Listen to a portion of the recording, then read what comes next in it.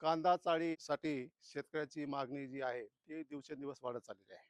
जर शेतकऱ्याला कांदा चाळीची उभारणी करायची असेल तर ती कशा प्रकारे केली पाहिजे, त्याची डिझाईन कशी असली पाहिजे, त्याला अनुदान किती मिळतं, अर्ज कुठे केला पाहिजे, त्याची तपासणी कशी होती, या सर्वांची माहिती आपण आजच्या व्हिडिओमध्ये घेणार आहोत. नमस्कार, मी डॉक्टर तुकाराम मोठे, सेवानिवृत्त कृषी सहसंचालक डॉक्टर तुकाराम मोठे या यूट्यूब चॅनलवर मी सर्व शेतकऱ्यांचं स्वागत करत आहे. मी छत्रपती संभाजीनगर जिल्ह्यामध्ये आहे आणि इथं जे आनंद बम नावाचे जे शेतकरी आहेत त्यांनी फार उत्कृष्ट अशी कांदा चाळ उभा केलेली आहे.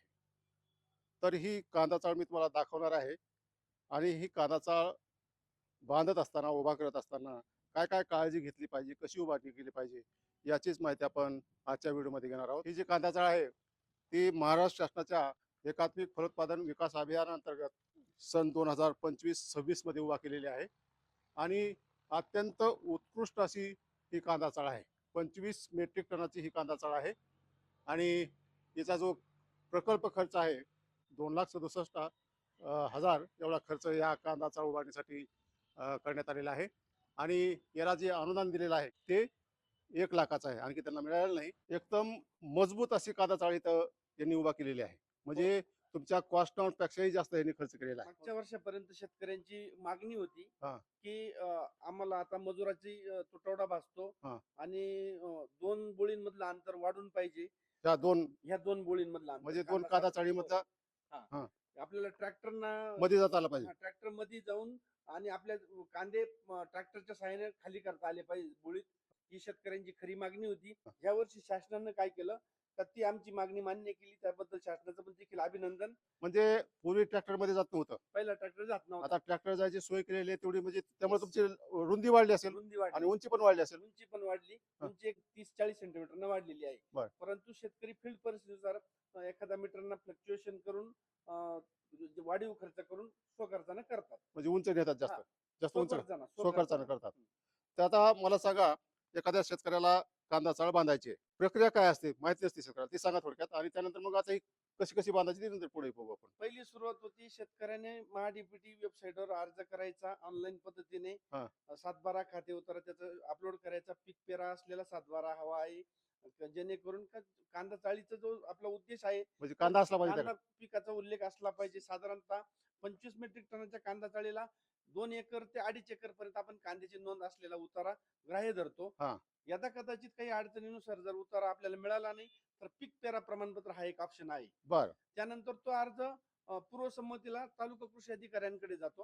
हा. तालुका कृषी अधिकाऱ्यांनी पूर्वसंमती दिली आपण शेतकऱ्याला उभारण्यासाठी परवानगी देतो. ज्यांनी अर्ज केला त्याला कांदा चाळ मिळते का? त्याला सर, काय वेटिंग असते? नाही, वेटिंग आहे प्रत्येक घटकाला, पण जो येईल तो फर्स्ट कम फर्स्ट सर्व आता आहे. बऱ्यापैकी कांदा चाळी माझ्या कार्यक्षेत्रात एक 60-65 कांदा चाळींना आम्ही पूर्वसंमती दिलेली आहे. मग आता तालुका कृषी अधिकाऱ्यांनी पूर्वसंमती दिल्यानंतर पुढची स्टेप काय? सर, मग आमचा सहाय्यक कृषी अधिकारी गावात काम करणारा हा. तर तो त्या शेतकऱ्याकडे जातो हा. आणि आपल्याला मार्गदर्शक सूचनांप्रमाणे आपली जी दक्षिणोत्तर कांदा चाळ आहे हा. तिची आखणी करून देतात. आपले गाईडलाईन मध्ये ह्या मापांची मीटर मध्ये गणना आहे. हा. आम्ही ते फुटामध्ये करतो. बर. फुटामध्ये करून सांगितलं, अगदी टेबल फॉर्मॅट करून दिलाय. आता थोडक्यात सांगायचं झालं हा. तर त्या कांदा चाळीची जी रुंदी आहे हा. तर ती 1.5 मीटर आहे. या बर. कांदा चाळीची ही दोन्ही कांदा चाळीची 1.5 मीटर रुंदी आहे. ही ही ही दीड मीटर रुंदी. पण आम्ही सांगताना शेतकऱ्याला किंवा कारागिराला सांगतो का 5 फूट. इकडे एक आणि तिकडे एक, बरोबर. 5-5 फुटाचे दोन. 5 फुटाचे 2. बर. याची लांबी आहे सर 25 फूट. 25 फूट 25 फूट लांबी आहे आणि 6.5 फूट उंची आहे. कांदा साठवायची. साठवायची म्हणजे 2 मीटर. म्हणजे किती दोन्ही मध्ये कांदा, किती कॅपॅसिटी किती त्याची मग? याची 12.5 टन आहे आणि त्याची 12.5 टन, अशी टोटल 25 आहे. आणि आता इथून तुमची तिथपर्यंतची रुंदी किती असेल याची? रुंदी याची मीटर मध्ये घेतली सर, हा. ही 7 मीटर रुंदी हा. आहे. ही 1.5, हा. मधली 4 आणि तिकडची 1.5. आणि उंची पत्र्याची उंची 3.65 मीटर आहे. सेंटरला. हो. आणि इथं कडेला कडेला सर ती जवळपास एक 3.5-4 फुटापर्यंत येते. बर. आता हे थोडं थोडं बाहेर काढावं लागतं का हे? हा, एक जवळपास आपण गाईडलाईन मध्ये 1 फूट म्हणजे 30 सेंटीमीटर काढलेले, 30-35 सेंटीमीटर. हा. परंतु आता शेतकऱ्याला पाण्याचा जो वसाडे म्हणतो आपण, हा. तर ते जास्त काळजी घेण्यासाठी शेतकऱ्यांनी काय केलंय सर, हा. हा जो कडेचा जो अँगल वापरलेला आहे तो मजबूत वापरून जास्तीत जास्त बाहेर काढण्याचा प्रयत्न म्हणजे केलाय. शिंतोडे इकडे येऊ नयेत. शिंतोडे आणि ऊन बर. दोन्ही पण पासून संरक्षण होते सर. बर. आता या दोन्ही कांदा चाळीचे जे आहे तुमच्या, त्याच्यामध्ये हे असे ठोकळे केलेले आहेत, कशामुळे केले, उंचावर घेतलंय? हे सर हवा खेळती राहण्यासाठी हे कांद्याचं आपल्याला कांदा जाळीचा मेन उद्देशच तो आहे सर. का कांदा आपल्याला उन्हाळ्यात एप्रिल किंवा मे मध्ये याचं उत्पादन होतं हा. आणि त्याचा भाव वाढतो सर नोव्हेंबर डिसेंबर मध्ये. हा. आणि त्या सीझनला कांदा उपलब्ध व्हायला पाहिजे, त्याच्यामुळे ही कांदा जाळ आपण शासनानं आणलेली आहे. हा. आणि नाफेडनं पण तीच आपल्याला शिफारस केली म्हणजे एअर सर्क्युलेशन होण्यासाठी उंचावर घेतलंय. येस. हा, बरं झालं सर, चांगला मुद्दा काढला. हा. एअर सर्क्युलेशन साठी यावर्षी गाईडलाईन मध्ये बदल झाला सर. हा. आपल्याला दोन्ही बाजूला 2 एक्झॉस्ट फॅन बसवायचे सर. बर. आमचे फॅन बसवले होते, हा. परंतु ही कांदा चाळ शेतातली आहे, तर ते सध्या बसवले आणि परत काढून घेतले त्यांनी घरात. म्हणजे पूर्वी फॅन नव्हता, फॅन नव्हते सर. आता फॅन कंपल्सरी Fan. केलाय. दोन्ही बाजूला फॅन आहेत. एक्झॉस्ट. एका जाळीला 2, हा. तिकडे 2 आणि इकडे 2. म्हणजे गरम हवा बाहेर फेकायसाठी. गरम हवा बाहेर आली पाहिजे समजा. बर. आणि त्याच्यामुळे कांद्याचं शेल्फ लाईफ वाढणार आहे. सडीचं प्रमाण सुद्धा कमी होतं सर यांना. बरं, आपल्याला जरा मधून दाखवा मला कांदा या. जाळ.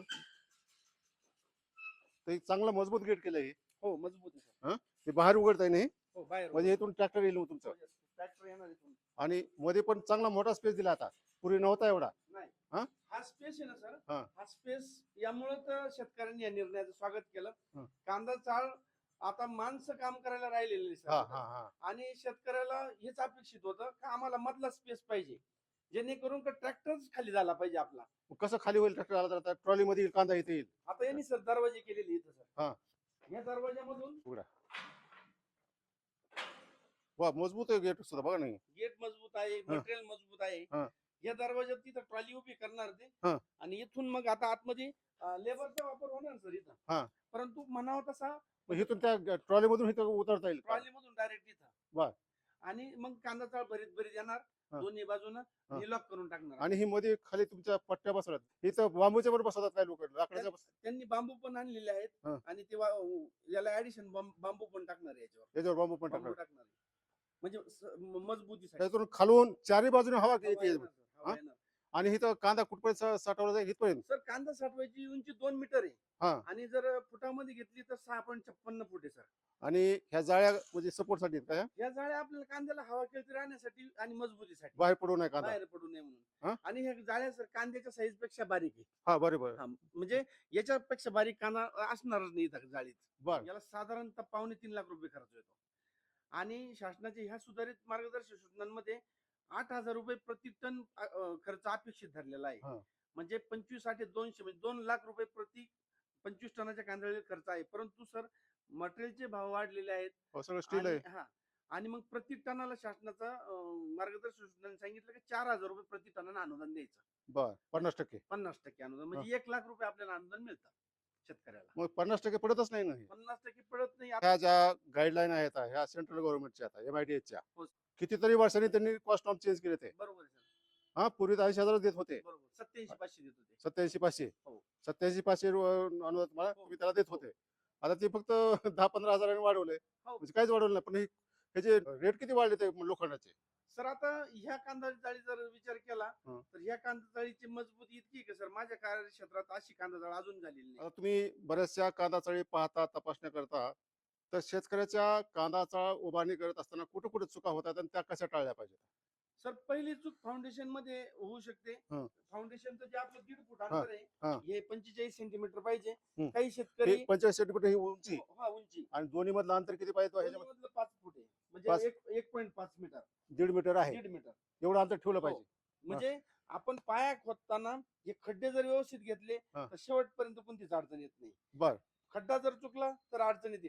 हा नकाशा, कुठला नकाशा म्हणताय? हे दोन्ही पण, हा समोरचा व्ह्यू आणि हा खालचा पायाचा एक- व्ह्यू. हा समोरून पाहिली आपण कांदा चाळता, हा समोरचा नकाशा हा. आहे. आणि हा खालून पायाचा नकाशा आहे सर या 25 टनाच्या कांदा जाळीचा.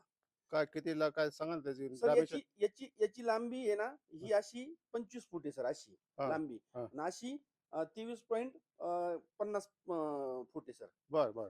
म्हणजे साधारणतः मीटर मध्ये 8.20 मीटरची रुंदी हा. आहे आणि 8.10 वरची पत्रा टू पत्रा बर ही मीटर मध्ये आहे समजा. बर बर. आणि 1, 2, 3, 4, 5 कप्पे 5-5 फुटाची एका चाळीला. कुठं इथं? हा इकडं हे 5 कप्पे. हा 1, हा. 2, 3, 4, 5 5 असे 5 कप्पे. कप्पे 5 कप्पे आहेत. पत्रा जो आहे हा. पत्रा हा 63 mm चा असावा. वरचा वरचा पत्रा पिनचा आहे. तो जीआय शीटचाच असावा, हा. जेणेकरून गंजत नाही. हा. हा जो आहे एमएस पाईपच पाहिजे. हा. हा. बर. हा फाउंडेशनचा बाहेरचा हा. एमएस पाईप पाहिजे. वरती पण जो कैचीला एमएस पाईप पाहिजे. हा. याला ऑप्शन म्हणून काही काही शेतकरी एल अँगल किंवा टी अँगल पण वापरतात. बर. परंतु त्याची स्ट्रेंथ तेवढी असली तर आपल्याला काही अडचण नाही सर. बर बर. आणि आम्हाला वजनामध्ये स्पेसिफिकेशन दिलेले आहे. साधारणतः ह्या 25 टनाच्या कांदा चाळीला 2250 किलो हा. हे स्टील लागतं सर. बर बर. 2250 किलो. बर. त्यानंतर हा जो पत्रा आहे हा. जीआय शीट, हा. तर हा स्क्वेअर मीटर मध्ये साधारणतः सर हा लागतो 70 स्क्वेअर मीटर लागतो सर. हा काय? जीआय शीट पत्रा. पत्रा. हा. त्यानंतर ही जाळी आहे जी ही जाळी. जाळी हा. ही 95 स्क्वेअर मीटर लागते सर. बर. 95 स्क्वेअर मीटर. आणि जी मधली जी टोपी पत्रा आहे, कुठला? मधला जॉईंट पत्रा, हा वरचा वरचा. वरचा सेंटरचा, हा. तर हा पत्रा लागतो 30 फुटाचा. बर. याला जो खाली फाउंडेशनला बार लागलेले आहेत, बर खाली. तर हा हे 245 किलो पर्यंत लागलेले आहे सर. बर. कारण का हं. इथं हे 1.5 फूट हं. आणि खाली 2.5 फूट आहे सर. अजूनही खाली आणखी खाली 2.5 फूट आहे. हा. म्हणजे हे टोटल याला सिमेंट बार वापरलेले सर. बार वापरले. बार वापरलेले आणि 245 किलो हे स्टील वापरलेले पूर्ण याला. मग स्टील वापरलं वजन पण खूप राहतं त्यामुळे ते खुललं पाहिजे. खालचं फाउंडेशन सर, खालचं फाउंडेशन 1.5 बाय 1.5चा खड्डा आहे. हा. हा जरी वरचा तुम्हाला 0.23 छोटा गोल दिसतोय, हा. पण हा खाली गेल्यानंतर 1.5 बाय 1.5 आहे. बरोबर. हा, एवढं आहे. त्याच्यामुळे आज आणखी मजबूती आलेली सर. बर. त्यानंतर हे जे टोटल पाईप आहे हे 2200 किलो पर्यंत वापरलेले आहेत, बर. म्हणजे स्टील. हा. त्यानंतर जाळी 95 स्क्वेअर मीटर. हा. त्यांच्यानंतर बांबू जे आहेत, बांबू हा. तर तर मध्ये बांबू हा तर ते 450 रनिंग मीटर आहे सर ते. हा. बर. आणि त्याची गेज आहे 50 सेंटीमीटरचा, बर. म्हणजे डायमीटर 50 सेंटीमीटरचा डायमीटर असावा. हा. त्यानंतर आपले एक्झॉस्ट फॅन जे आहे, तर ते आपले नॉर्मल एक्झॉस्ट फॅन आहे. हा. चार. 4 एक्झॉस्ट फॅन, 2-2. हा. हा. त्यानंतर आपल्याला साधारणतः एक 7 ते 8 बॅग सिमेंटच्या लागतात. यासाठी. हा. त्यानंतर त्याचप्रमाणात खडी आणि वाळू लागती. हा. आणि हे जे सगळं मटेरियलचं जे शीट आहे सर, हा. मी माझं स्वतःच तयार केलं, माझ्या कार्यक्षेत्रातच केलं. हा. माझ्या कार्यक्षेत्रात सगळ्या शेतकऱ्यांना दिलं. हा. हे शीट महाराष्ट्रभर सगळ्या लोकांना दिले सर मी. बर बर. अजून एक शीट आहे मी, तर हे तुम्हाला याच्यात मोबाईल मध्ये सर, मला बरं व्हॉट्सअप नंतर करा. हे व्हॉट्सअप करतो सर मी हा. तुम्हाला. हा. तर हे 2 पाकीचं शीट आहे. हा. आणि हे फक्त फुटामध्ये कन्व्हर्जन केलेलं आहे. हा. का आपलं जे माप आहे मीटर मध्ये लोक मीटर खेड्यामध्ये कळत नाही. खेड्यामध्ये कळत नाही, त्याच्यामुळे मी फूट लागतं त्यांना. आणि माझ्या माननीय जिल्हा अधीक्षक कृषी अधिकारी श्री प्रकाश देशमुख हा. साहेब यांची परवानगी घेऊन ते शीट मी पूर्ण महाराष्ट्रात व्हायरल केलं. तर ते कारागीर किती मजुरी किती होती त्याची साधारणतः? साधारणतः एक 35,000 पर्यंत मजुरी होती जास्तीत जास्त सर. वेल्डिंगची वेस्ट. फक्त फॅब्रिकेशन. हा. आणि ही खालची जी आहे ना, फुटिंग आणि खोदाई वगैरे, हा. एक 7-8 हजार रुपये ती एक मजुरी होती सर. मग त्या कारागिराला काय किती पैसे मिळतात असं म्हणतो? कारागिरीला हा? 45,000 पर्यंत. 45,000 रुपये त्यांना. 45,000 पर्यंत. हा, दोन्ही गोष्टी, हे आणि फॅब्रिकेशन. त्यात काय काय म्हणजे फॅब्रिकेशन तोच करतात सगळं. फॅब्रिकेशन तोच करतो सर. पाया पण तोच करणार. तोच करणार. मटेरियल यांचं फक्त, मटेरियलचं मजुरी फक्त मजुरी. म्हणजे हे सगळं 45,000 त्याला हे होतं.